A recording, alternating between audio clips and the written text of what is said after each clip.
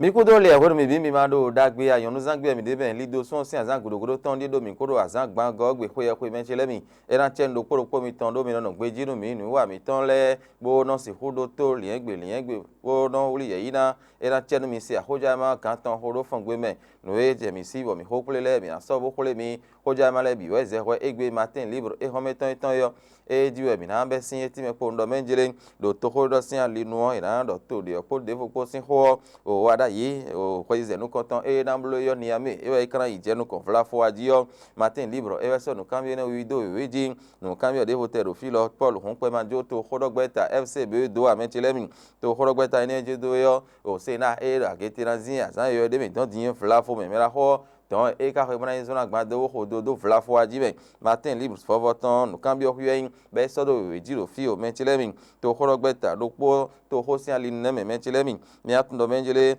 o democrate le dion we ho e kon ede nu re no achade podo eri ko kun te po achade e we ho eneon e papo mbo ho fo we menchele mi a se po beneon ne mi ablo gbon quantité kana pa mi sin to de me so ito de yo benin to mi ton Senegal po Togo po a se beneon mi atnole le akwe no va igbon gbagba do ye kan enemion e ko doro do bi do ti bo era si ho pa me bi me menchele mi ko do me feneon pono le ye wa zo dagbere titingbo lo wa ho alona me le timbo ho to do go do me fene bo ye don pe enele yo le na blogben bo do anto wi to si bo do ado venu ye e ho medicine keke bli do de yo e na safe nu gbon de bo e ro nu gege do sin we yo pono le yo ye ko igba do do ye ro Martin Libusin bo so do ko ton din minat no menjele o de tin bo yin lo ji fon camera na blo do États-Unis sin to me don bo gbe bi ko itan yin ko ye ko we na blo en lo ti to me de tin bo FIFA le fene be glo kaka lo bo amnesty yo e gbo wa do ji FIFA ne ka gbingben gbo ana mo je me ton mi ni tun won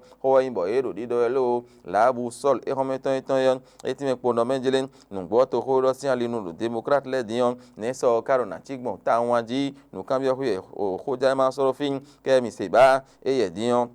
mi a tento Afrique du Sud et to so jija indo fene hui weme l'informateur hometon e monomengele a Tchad e du do hunde teji do ho ene kon do démocrate lesin apa hui lo menchele FCB dion o to horogbeta ene le Paul hunpe e se afodo gudogbon ha ma do nu kungbon ene ezon bonu kwason sin azatenengo e jayo do don dion gbe soro tibe na jija inton khla l'informateur se bo soro hoeton din les quatre vérités e monomengele to videle tin bozogben horon sin ali ye no do afọ gede diwe afọ enion de mi de yo mi fe dare boda la come aja ke ngbulogbulo ton ejin de yo do poro mi ton le yo mi na so pon mi no blo jo ni quinsu bo no do zogbe horon fin e bo no de kon bo no de o won mi ba de we ni le bi huyon sbe sin o huyo de do menjele mi do nu kun mi fe menji mi atun tro menjele no eje do epe de flo mi on do glo no yon de bo bleda ti ugwa gaga fi bi bo flo mi on glo do glo ton me zentin ti be ko so bo so jinja indo ogan holo menchele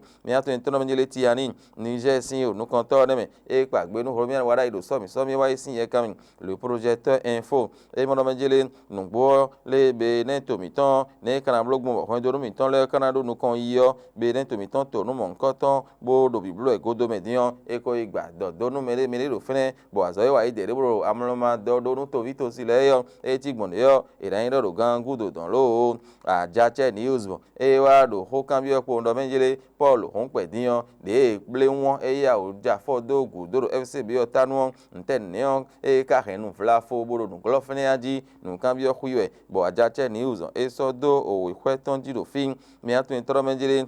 l'indépendant e we mina so din l'indépendant ti me po do menjele nu gbo e to horo sin ale nu ko ache kwa se afo do ko po le na blogbon to ndo benen to mi to fio ezon bo APSF de Benin e do pre e roble mi so gbe menji adogu do ko kunde me nu kigetin bo e mina to ko do ara ipo do fenen mina to do menjele nu mon koton l'indépendant e se bo so do ko tonji o ko do gbasa diyan nu re nu achade e pe de sume do démocrate lesin ale nu hoja ma ndo le Latinal Air Force de suti tingwe otime po nomjele kemi se ba dian e o me firo po eto ede boena si hui hwe amen e na ijinjo fene hui do Afrique du Sud do gan ho hwe e ro de tiwe e dan le o ho tonji lo me chelemi to ho ro si ali no to ho ro gweta e ma ro gboro po do kwa che pa po ai Paul Honpe e de do gudo FCB to ho ro gweta ko kwinton o fi mi de dian e nke po deji bo to ho ro gweta e ma ro gboro po do kwa che pa po le ai ha ye bi o do de me dimbo ye si ko do de so fi ka ifo do gbe ka ja fla fo aji me chelemi oyonu do mi on klona do e pesin kan me ton e mi ro po aizen e we po don le yi ko so lobo so jinja yin din lo o so gbe horon ko yo e ro di do po don menjire me no de jonu kwisu sin afo so gbe horon sin alinu zinzan mi ve da iboda la come e ro de ti e diyan mi na so gbogbo ton pa lo yin ya fraternité mo ho gba lianu si ma mi ton ni mi don zamu gba ho na yo fraternité mo no menjire me ro kwese di gba yo e go kan hobio ns gba gidi de o men e ti me po don menjire ye me no ho bono vosa bono be kwede ji le juro igbon ni ye ni fo fe me ji ahio ji yo e na ti yo ya jiji me dimbe ti gbonde yo ye lo na yin tuntun to lo men ti lemi non fraternité do enion te crépotage info e ti me po don menjire nugbo e bola lo so ho sin ale nu lo me ho ye ho tan ho amazon mi tan le ru de ji me aloro ji ni ye de su lo me gbe oji be zon to lo bo e na ho do gbe bi hui me yo ye din vla wo itan do don me ti lemi bo ye itan de ifibo ajo triti ne je isi yo ye ro siso do agawe Israel sin to odiyan e pagbe nu romian wada yi so mi to gan tan pe sin o ye kamelo me atun tan benjere me so o se de a sin to ne on sin afosoro te robenin to mi tan fi to pole gbeta gon enion amadu dion e wan eton robenin to mi tan fi me e gbon fide bo dogbe me azami la ho wa ka je fene din do gbe ton bo menevo sande dion e na wa yi azin po sin asiton bona gbe kan da zo nu tabaru e hometon eton